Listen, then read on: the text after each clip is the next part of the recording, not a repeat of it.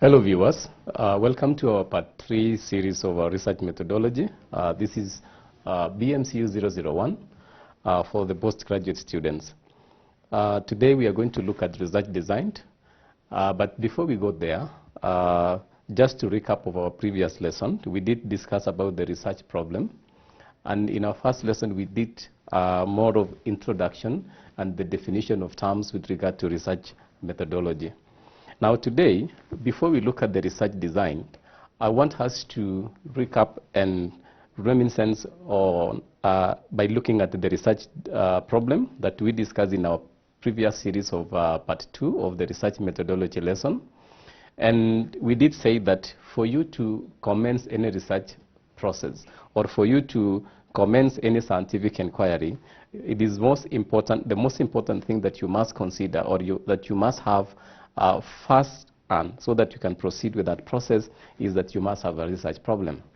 Now, once you have the research problem, we also did say that you have to do a little bit of background check, either by looking at literature review, by consulting other empirical data, so that you can verify that that research problem exists and that it's a current problem in terms of whether you are doing a social science research or maybe business-related research, and more so that you can also avoid duplication of the same type of study. So having done the literature review and you've verified that that problem do exist and it's affecting an entity, an organization, or an individual, then we now move to the next level. And from that level now, we need to ask ourselves, what type of research design are you going to use? In our first series of this lecture session, we did also mention that we have three different distinctions when it comes to the research methodology or the research approach. When we talk about the research approach, we are simply saying that the main methods or the key elements or the key research approaches that we normally focus on or consider in research endeavor is the qualitative approach, the quantitative approach, and the mixed approach. So at this point in time, and in this part 3 series of this lecture session, we are going to focus on the research design, having known that the research methodology you've chosen qualifies or subscribes to your area of study, or you believe that it is going to answer the research problem that you've identified. And having done that, you've also gone further and also developed your research objectives that will guide the study. And having done that also, you've indicated the purpose, the significance of the study, you've done your literature review, and you've identified the research gap. Once you've done that, then now we come to now the point of looking at what methodology you're going to use. And having said that, we have the 3 key methodologies, which is qualitative, quantitative, and the mixed approach research methodology. Then now the next thing for you to consider is what type of design are you going to use. So the question that we are asking ourselves today is, what is the research design? Many definitions have been fronted to define or to explain what a research design is. But I would say that the meaning of the research design is in the name itself, the design. I'll give you an analogy of the same. Take, for example, you want to construct a house. And for you to construct that house, you need a blueprint. And the blueprint, for that matter, is simply the design that you're going to use to develop that structure. So the design of the building will tell you where you're going to put, for example, the kitchen, where you will put the dining room, where you will put the master bedroom, where you will place, for example, the portico, and many other structural features that you would want to have in that house. So similarly, also in research design, we also say that, or it is indicated that you must have a foundation, a framework, or a blueprint that will guide your study. And I'm going to dwell on that today in more detail, so that by the end of this lesson, you are able, or you will be in a position to derive an appropriate research design for your study. So let's look at what research design is in terms of definition. So we are being told that research design is simply the blueprint, it's simply the framework. And by being a framework, we are saying that it will help you to determine, one, how you're going to collect your data, how you're going to analyze that data, and many other research methods or tools and techniques that you're going to apply in that scientific inquiry or in that scientific process. Having said that, again, another school of thought looks at it as an outline of what you're going to do from the point you've identified your research problem, you've identified your research methodology, and therefore now you need a framework that will guide your study, that will inform you at every step of your research endeavor of what you're supposed to do in terms of this is my scope, this is my target population, how am I going to reach out to these people, how am I going to collect data, what type of tool am I going to use to collect that data, how am I going to analyze that data, how am I going to present that data, and so forth. So all those questions, which I'm going to show you in the next slide, will help you to arrive at the best or the appropriate research design. I will also be able to conclude our discussion today by simply looking at the different types of designs, the common designs that you'll always come across in your academic writing journey, or even when you review other empirical literature available. So once you have a research design, then the other processes now kicks into place, because the research design will now tell you if you are using research design A, then these are the methods you're going to use. If you are using research design B, then these are the appropriate tools that you're going to use. So it will help you to avoid any type of confusion or irrelevancy that will come into your work, so that after you've chosen a particular design, then when we go to data analysis, for example, we find that you are using another different method of data analysis which do not or does not augur well or correlate with the research design that you've chosen. And I think I will try as much as possible today to ensure that you understand this concept very well. Now let's look at what answers you need to what questions you need to answer so that you can be able to determine the appropriate research design. Now, the first question that you need to ask yourself when you want to determine or arrive at an appropriate research design is, what is your study all about? Are you conducting an experiment? Do you want to find opinions or maybe, for example, attitudes or understand people's perception about a particular product? Do you want to explain or maybe explore why performance of a particular organization has been going down? Do you want to explore, for example, why people prefer a particular product A, maybe, for example, vis-a-vis another product B? So once you answer this question, what is the study all about? Then we now go to the next step. So assuming, for example, for the purpose of this lesson, you're saying that my study for this particular lesson, or maybe for this particular discussion, is that you want to look at, for example, the difference in performance. And I want to draw you back to our lesson series number 2, where I gave you an example of production function or a production discussion, or maybe a production research problem between Japan and India. And in that lesson, we did say that maybe you've come across a concern or maybe a problem that you want to answer. And the problem was that why is it that production in Japan is higher compared, for example, to India? So if you've already identified that, then we know that that study is about production between companies in India and maybe other companies or comparable companies in Japan, and you want to understand the difference between the two organizations, or maybe the two countries, or maybe the two industries, or the two different types of industries in those two countries. The second question that you'll have to ask yourself is, why is this study being made? Why are you conducting this study?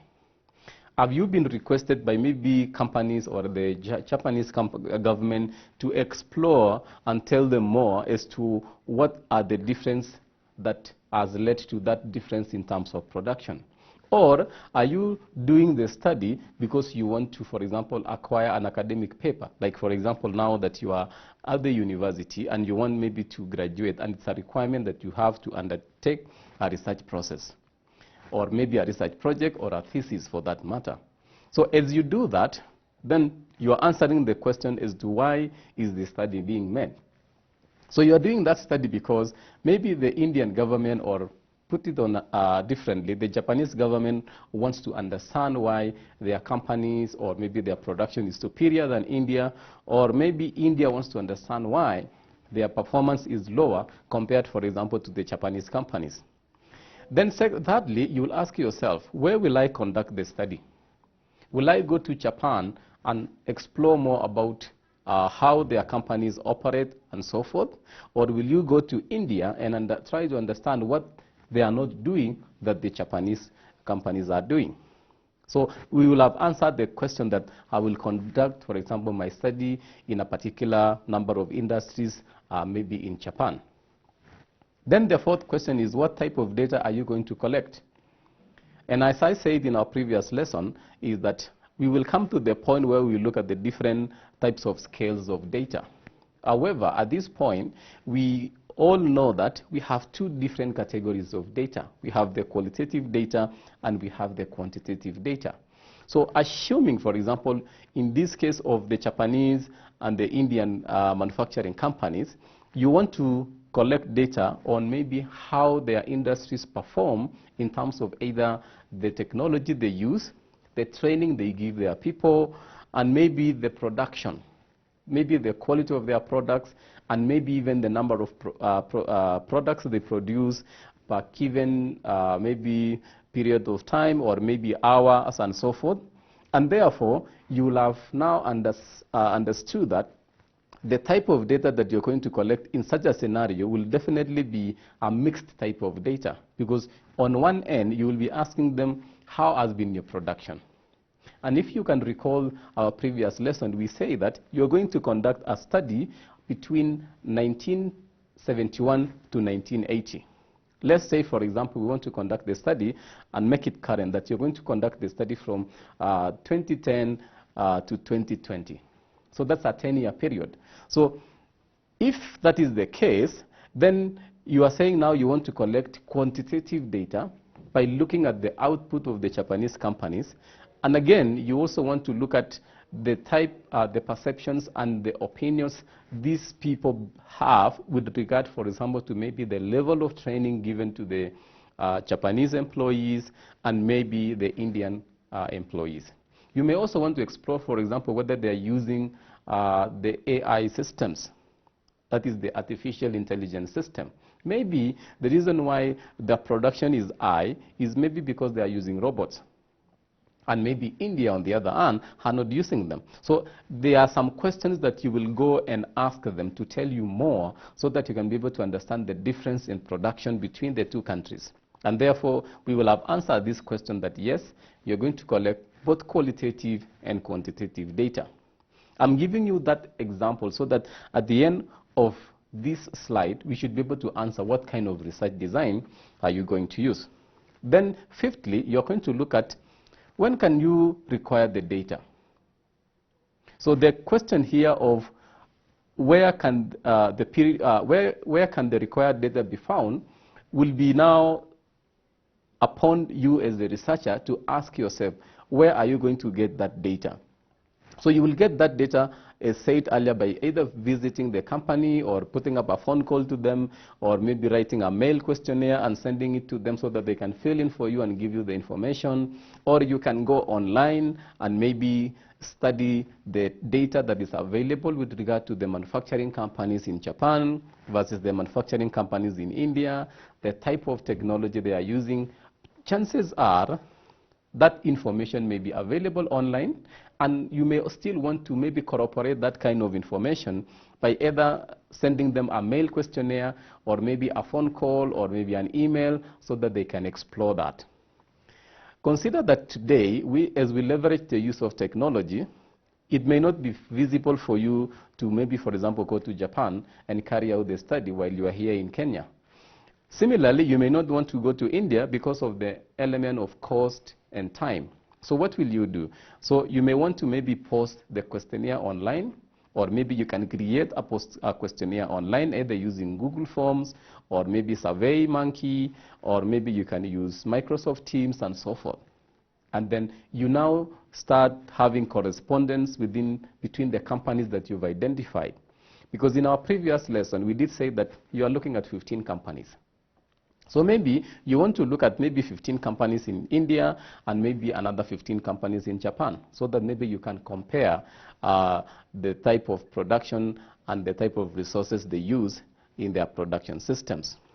Number 6 is that you'll ask yourself, what period of time will you undertake this study? In our previous lesson, we said that you're going to take that study or conduct that study within a period of 10 years. So we have answered the question, it is 10 years. But for the purpose of this lesson and for those students who are doing project, and you're supposed to do that project within a period of 3 months, then you need to ask yourself, how long will I take to complete that study? So your answer here will be 3 months, as opposed to our case of India versus Japan, where you are taking a period of 10 years. The other question that you'll ask yourself is, what will be the sample design? In our next lesson, part 4, we are going to look at the different types of samples, sampling design, and sampling methods. So you will ask yourself, what will be the sample design that you're going to use? At this point, I want to believe that you must have come across the probability sampling designs and the non-probability sampling designs. So if you answer this question of Japan and India, and you are answering that question by saying, I'm going to use probability sampling methods, then that is the answer. So as we continue answering these questions, then we will come to the point now we will agree what kind of research design is it appropriate that corresponds to the answers you've given. The next question you will ask yourself is, what techniques of data will you use to collect data? So are you going to do a desktop review? Are you going to do primary data collection? And what technique are you going to use? Are you going to use a survey instrument? Are you going to use, for example, a focus group discussion session? Are you going to use interviews? Are you going to mail the questionnaire? Are you going to use open-ended questions? Are you going to use closed-ended questions? Are you going to use a combination of both?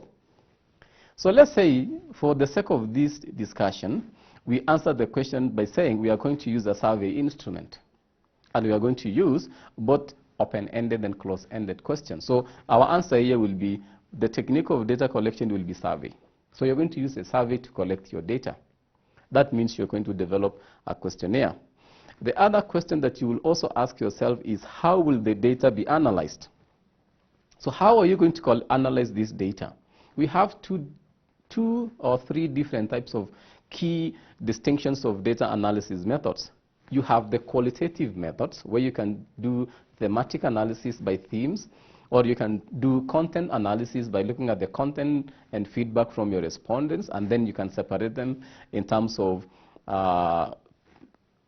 themes, or maybe you can separate them in terms of ideas and maybe the propositions they have given you. Or you want to use, for example, descriptive statistics, so that you can present your data. You want to use mean, median, and mode, standard deviation or variance for some instances or for some cases. Or you may want to use inferential statistics, so that you can tell us how these can be replicated in the main population. So let's answer this question and say, fine, for our case of India and Japan, we are going to use descriptive and inferential statistics. So that is our data. That is how we are going to carry out our data analysis. And maybe you're going to use, you can go further now, define what type of inferential statistics you're using, whether you're using regression model, regression correlation model, analysis of variance, or maybe a combination of both, and so forth. Then lastly, or least but not last, is that what style of reporting are you going to present your findings? And because this is academic research writing, then of course the university has provided you with a format of how you're going to present your report. That is by writing a research project, and most oftenly, as you discuss with your supervisors, they will tell you or advise you on how you're going to present your findings, either by charts, by tables, maybe in themes, and so forth.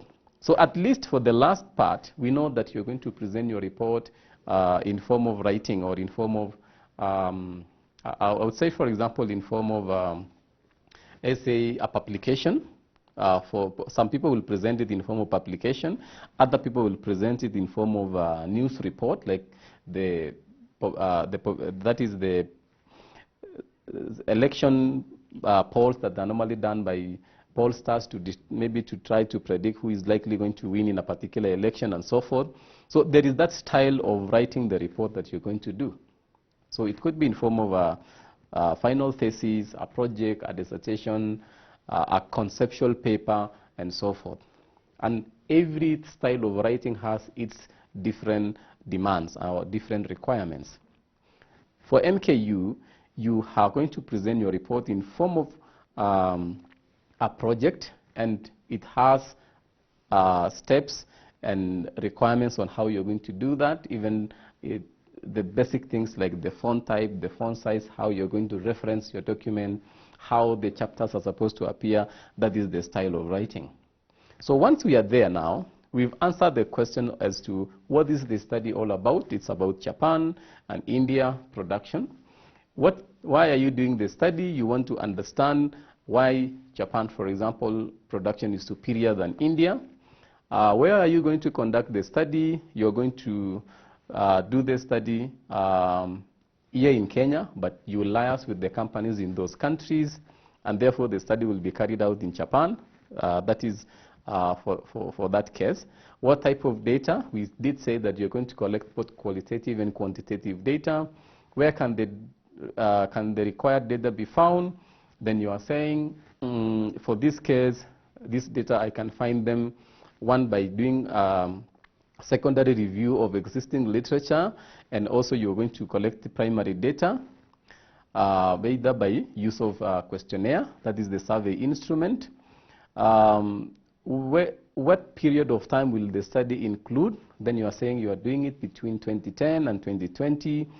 Then what will be the sample design? You are saying you are using probability sampling design. What techniques of data collection? We did say you are going to use descriptive and inferential statistics. And you are saying how will the data be analyzed? You're going to analyze the data descriptively and inferentially. What techniques of data collection will you be using? We did say you're going to use a survey, which is a questionnaire. And in what style of writing are you going to do that? And you're going to do a project report, and which is now conforms to the Mount Kenya University student postgraduate handbook.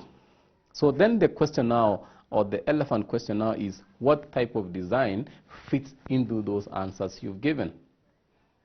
And that answer, we will be able to answer it when we discuss the different types of research designs. Our next discussion is, why do you need a research design? So one, you need a research design because one, it helps you to do the research project process, or to embark on the research process smoothly without any hindrance or difficulty.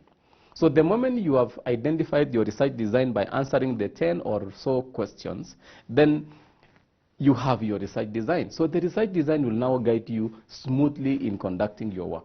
You will not be having any problem or any challenge arising outside the research methodology. If there will be any challenge, then it will be a challenge that is extraneous and not within the process of the research design itself. What I'm simply saying is that the research design will tell you what type of data you're going to collect, how you're going to collect, how you're going to analyze, how you're going to present, how you're going to test some variables if you're going to use hypothesis test, how you're going, for example, to ensure reliability and validity of your instrument, and so forth. So the research design will answer all those questions, because the research design will tell you even where you're going to conduct the study, the period of the study, other than the period. It also tells you, for example, even in terms of the scope, how many industries, how many firms are you going to target. So as such, the research design simply becomes the panacea for the research process. Secondly is that it makes your work as efficient as much as possible. And why are we saying that? It's because it will help you to minimize your expenses, the time that you need to travel, and so forth.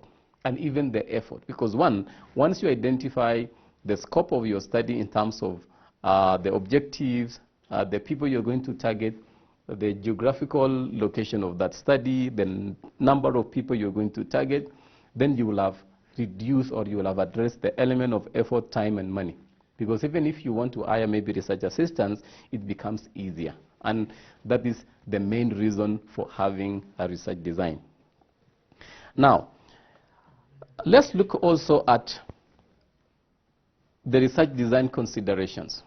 What I mean by this is that what is the end game of the research design? The end game of the research design is that, one, it will help you to obtain the requisite information. So the right design will give you the right information. It will show you how you will address your research problem, how you're going to solve your research objectives, how you're going to conduct your literature review, how you're going to analyze your data, what type of data are you looking for, how are you going to present them, and so forth. I would simply say that the research design will help you to come up or to identify the appropriate research methods. And when I talk about the research methods, is that so that there is no confusion, is that many students always confuse the research methodology, the research methods, and the research design. So I'll try to simplify that by saying that the research approach, which is also called the research methodology, are always classified into three.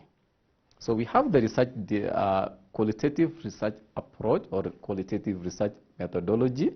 Then we have the quantitative research approach or the quantitative research methodology. Then we have the mixed approach research methodology. So what do we mean by that? The three different types of research methodologies also arises from the different schools of thought, if you can remember in our previous class, where we did say that we have, for example, the pragmatist or the pragmatism. These are people who believe in quantitative data. So when you look at the different types of research methodologies or approaches, then you'll find that they also correlate with the different types of schools of thought or the different philosophical thinking that underpins the research methodology. So the research methodology is always classified into three key areas. So once you've understood that, then the next level now will be the research design. So what is the research design? And we have said that the research design is the framework that now will tell you what type of research methods you're going to use. So put it this way. Inferential statistics is a research method, but it is not a research design, and it agrees with the quantitative school of thought that believes that they have to collect quantitative data. If you are using descriptive statistics, then it agrees again with the quantitative school of thought that you're going to collect quantitative data. However, it also goes beyond that, that even people who will do qualitative studies will also use descriptive methods to present or to analyze their data. If you are combining both, you're using both qualitative and quantitative methods of data analysis. Let's say you're using content analysis for qualitative data. You've collected opinions from those companies. And at the same time, also, you've collected data on their production levels, maybe for that period of 10 years. So you have quantitative data on one end and qualitative data on one end. So those two types of data correlates very well with the mixed approach of the research approach or the research methodology. But it does not tell you about the research design. So research methodology or approach, research design, and research methods work together seamlessly because of one. Once you've identified the research methodology, then you go to the research design. So the research design, once you've answered those questions in terms of what type of data, where, when, how, and so forth, then you will now come back and get to identify the appropriate research design. And as I said earlier, once we look at the different types of research design, especially the common research designs, then everything now will fall in place. And it will make your work easier going forward, even as you plan to develop your concept paper or as you plan to develop your proposal. Now, having said that, And for this case, I've provided my email on the screen. So if you have any question, you can always drop me an email if you need any clarification regarding this presentation. Now, the second thing that this research design endeavors to address is that it helps you to understand the different types of skills that maybe you need as a researcher and maybe your staff. I'm using the word staff because, one, there are people who will do, for example, what we call collaborative projects or collaborative research projects. So if you are doing a collaborative research project, either because you are answering to a grant call or maybe to a competition and so forth, then by identifying the right research design will help you to know or to understand your staff in terms of the skill level. And also you yourself as the lead researcher or the principal investigator in understanding what type of skills that are required to undertake that assignment to completion. Thirdly is that you have objectives and problems of your study that needs to be addressed. So the research design will help you to answer and to run that exercise successfully by addressing the research objectives and the research problem.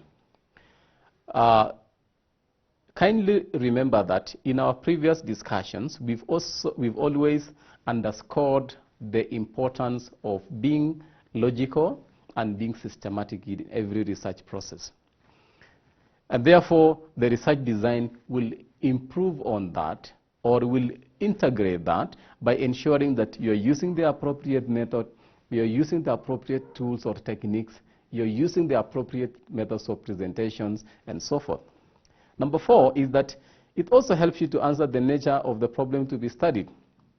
And fifthly is that it helps you to take care of time and finances that are required for your work. And that is why, as you embark on the process of developing your research concept and subsequently your research proposal and going to the field so that you can finalize that assignment, you will find that always you'll be required to annex your research budget and also the time frame, either by providing us with a table showing the milestones that you wish to undergo so that you can complete your work. And the research design will help you to answer that question effectively. So having said that, I want us now to look at the different types of research designs. And as I said, we are going only to focus on the common research designs that you'll always find in academic writing or even in empirical literature. Number 1 and the most common type of research design is what we call the descriptive research design. The definition of descriptive research design is actually in the word itself, describing a phenomenon, an event, an activity, and so forth. So descriptive research design is simply concerned with explaining the characteristics, the features of an entity, an organization, a group, maybe, for example, an environment, that you would want to understand more and explain more about its existence vis-a-vis the problem you've identified. Any research project must be preceded by a research problem. So once you have your research problem ready, you have your objectives, you have validated that research problem by reading a little bit more about that problem or maybe consulting and so forth, then we are now saying that if you're choosing a descriptive research design, then what must you or what will you be doing when it comes to the usage of the descriptive research design? Allow me to go back a little bit and say that before you choose this design, you must answer the 10 or 11 questions I had provided earlier in slide number 3. So what that means is that a descriptive research design will only concern itself with describing the existence of a phenomenon as it is and where it is. So if you are conducting, for example, a research on maybe the performance of maybe a particular farm or particular group of farms in a particular area. Let's say, for example, in Nairobi County, and you want to understand why, for example, there's been this concern from customers that maybe, for example, interest rates has been going up and so forth, and therefore it's affecting, for example, their savings and so forth. Then you may want to understand, for example, what made the bank or maybe made the company to maybe undertake that kind of a step in either increasing their interest rates. So if you want to do that, then you want to describe to the reader or to the consumer the existence of that problem, that it's actually existing, it is true, and why it is existing. And that is why now you undertake a literature review or empirical review to understand more about the problem, then go to the company and find out more answers so that you can validate the problem and come and tell the consumer that it is true, they are doing this because of ABCD. However, they are also doing this to ensure that they continue serving you well. So the descriptive research design is simply used when you're describing a particular characteristics of a group, an individual, or maybe an entity, whether it's an organization, and so forth. Then we have the case study. Now, case study is as it is. It's just a case, or it's a case of a particular entity, a group, a subject, or an individual. And I will give you a very good example. Let's say you just want to understand how, for example, Equity Bank has been performing over the years, or why Equity Bank has been serving the lower cadre type of citizens and not, for example, the mid-level type of, maybe, for example, citizens. So maybe you want to understand that vis-a-vis, for example, the growth and performance of Equity Bank. So you are trying to attribute their focus on the low income earners and their performance. You want to see if there is anything underlying that may explain their performance and growth. So when you go and conduct that study in Equity Bank only, then we refer to that as a case study design. So you are only taking a case of a particular organization, an entity, and so forth. The third type of research design is what we call the correlation research design, or sometimes we call them, or we call it the correlation studies. Now, in correlation, it comes from the word correlation. For those of you who've done statistics, when you are correlating variables, or when you are undertaking a correlation analysis, then you are comparing the change in one variable versus the change of another variable that has to be manipulated. So you have to manipulate one or other variable or variables vis-a-vis another variable that you want to see the effect on that variable. A very good demonstration of that is the y is equals to a plus xb. So if you are familiar with that type of equation, then that is what we mean by correlation. You are trying to look at what is the change in y when you vary the other variable x. Simply put, let me use the common one, supply and price, or maybe demand and price. So we have the supply-demand curve. So we know that if you have supply and demand, and you are looking at price, the change in price vis-a-vis supply and demand, then it is obvious that, or it has been tested over and over, that when you increase supply, then demand will go up, but supply will increase. Let me put that again. When you increase the price of a particular commodity, demand will go down because it is now becoming expensive, but supply will increase because suppliers are attracted to that good price. When you lower the price, then suppliers will withdraw their distribution of that product into the market. However, demand will increase because now it is becoming cheaper and it is affordable for the consumer. So what does that imply? It simply means that the supply-demand curve is always inversely proportional. That if once you increase this one will go up. Once you reduce this, then this one will go down. In research, we normally describe them, or we normally describe those changes or those variables into x and y. So we can denote one variable or one item as item Y and another one as item X. So item X is always the independent variables that keeps on changing. Like for example, in this case, the price becomes the independent variable while demand becomes the dependent variable. So you can actually vary, or you can take supply, quantity supplied, and the price as independent variables, and then you want to see the effect on demand. So demand becomes your dependent variable. It is what is dependent on supply and demand. That is supply and price. Then in correlation studies now, we say that you are trying to establish the relationship of two or more variables. Kindly take note that this type of research design does not focus on causality. Causality here simply means the cause and effect. So in correlation studies, you are only looking at the relationship. And in statistics, we say that you are looking at the strength of that relationship. That is why you'll find that correlation values always range from 0 to 1, where 1 is the perfect correlation and 0 is the absence of correlation, meaning the two variables do not determine the other. But if you have a correlation, for example, of 0.2, then we say it's a weak correlation. If you have, for example, a correlation of 5, then we say it's an average correlation.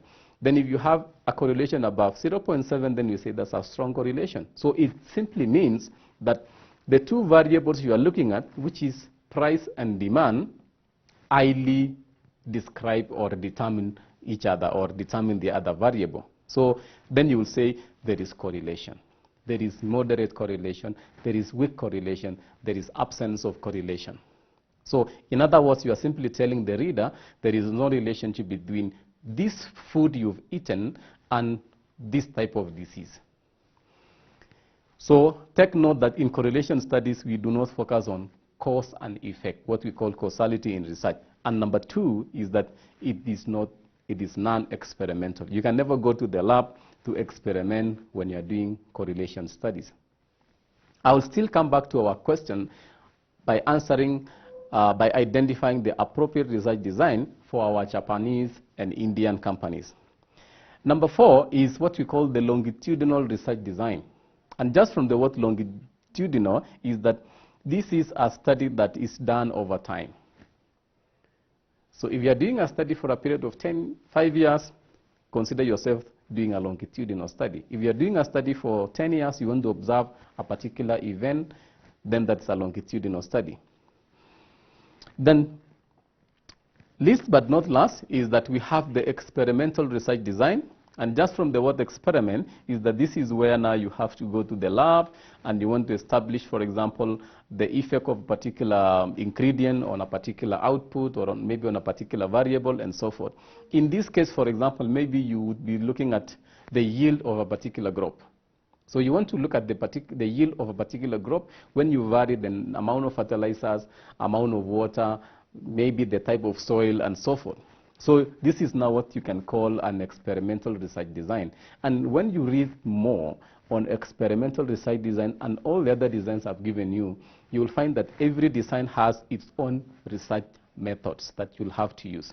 Some may be shared, but it is important that you answer the questions first before you decide what kind of design that you're going to use. Then we have, lastly, the clinical, or what you normally call the clinical research designs. And just from the word clinical, then this simply tells you that this is the kind of research design you can always do in a medical type of setup, or maybe in an hospital, or maybe in a research institution like Cambridge that maybe wants to establish a vaccine or a drug for a particular disease. So we normally say that the clinical research designs are focused on randomized variables. Randomized variables means that you keep varying the input so that you can examine the output or the effect. So this is a clear example of the cause and effect type of studies, where you vary this and then you see the effect on either the growth of the plant or the suppression of the disease and so forth. And that is why I said in the previous class that now that with the COVID-19 that is here with us, you've had that different vaccines have different levels of efficacy. So another one is 75% efficient, another one is 95%, and so forth. So these are the examples of research designs. Then this is an assignment for you. You can take your time and maybe look at maybe cross-sectional research design, how it is done within a particular period of time. You can look at explanatory research design. You can look at also diagnostic research design. But I've dwelt on the most common research designs. Now, as I come to the end, then we can answer now our question of what type of research design can you use for the Japanese and the Indian case. So this is just an rudimentary explanation of how a research process is conducted. And I'll start by saying that it is important that you have your research problem at hand first. Do a little bit of review so that you can understand better your research problem. Once you've done that, then you formulate your research objectives, your hypothesis, do the literature review, identify the research gap, identify the ethical considerations, and then now we come to research methodology. So please take note that in the process of our discussion, we are focusing on the research methodology. So we are not focusing on the entire process of research writing, but rather on research methodology. So I will be limiting my discussions on that. So what does this process entail? It means that once you've formulated your objective and you have your research problem at hand, you have identified an appropriate research title, which we discussed in the slide number, in our presentation, lesson number 2. Then we are saying now that number 2, you need to identify the type of methods, the research, the design, the methods of data collection, techniques, and so forth, presentation. And the key word there is the designing. So what that simply tells you is that it is what we've discussed today, that you have to identify the appropriate research design, which will in turn inform you of the type of research methods, the data collection, the instruments, the techniques you're going to use, how you're going to administer them, and so forth. Once you do that now, then you will go to identifying your target population, how you're going to sample, and what informs your sampling, and so forth. Sampling here, non-probability sampling methods, the probability sampling methods are examples of research methods. And every research design demands you that you use a particular sampling method. And allow me to say that this is actually one of the key issues in research, and it is, I want to believe that this is going to be our discussion in our lesson 4, so that we can understand better about how you can target your population and how you can do the sampling and ensure that you are actually doing your study that is representative of the population. Then once you've done that, then you go to number 4, you go to the field, collect data. Then once you've collected the data, it is important that you always use the appropriate instrument, which is informed by your design, because the research design will inform that, and how even you're going to present your findings. Then once you've collected the data, you process and analyze. I think I've already said that. And then now, lastly, you report the findings depending on the requirements of the person who's given you that assignment, be it an organization, be it an academic writing, like now what you're going to do here at the university, and so forth. So in simple terms, what I'm simply telling is that for the remaining series of this lesson, we have already covered process number 1 and number 2, and in our next lesson, we will be talking about the target population, the sampling, and so forth. So let's go back to answering our question about Japan and the Indian companies.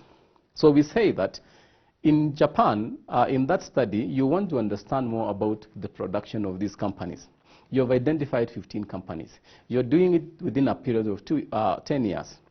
You're going to collect both quantitative and qualitative data. So what is the key component of those answers? You're doing the study for a long period of time. That is between 10 years. You're focusing on a particular period of time. Let's say we did say that 2010 to 2020, you're collecting qualitative data, and both qualitative and quantitative data. You're going to use probability sampling methods. You're going to sample 15 companies from both countries. You're going to use a survey instrument to collect data. So the question now is, what type of research design is that? Is it descriptive? Is it longitudinal? Is it correlational? Is it, for example, clinical? Is it experimental, and so forth? So the fact that you have one key factor, that you're going to collect data over a period of time, simply tells you that this type of data or this type of study can as well be a descriptive research design. Somebody may want to confuse that with longitudinal research design. It is not longitudinal because you are doing it in the past. So you're collecting data that is already available. You are in 2021. You're collecting data for 2020 up to 2010. So that simply means that you're going to use empirical data to understand more about their performance over the last 10 years, and then you're going to engage the companies to tell them what is happening now, and that qualifies you to have or to use what we call a descriptive research design. And that brings us to the end of our presentation. So see you in our part 4 of our next presentation on the target population and the different sampling methods that you can use for your research process. Thank you very much, and see you next time.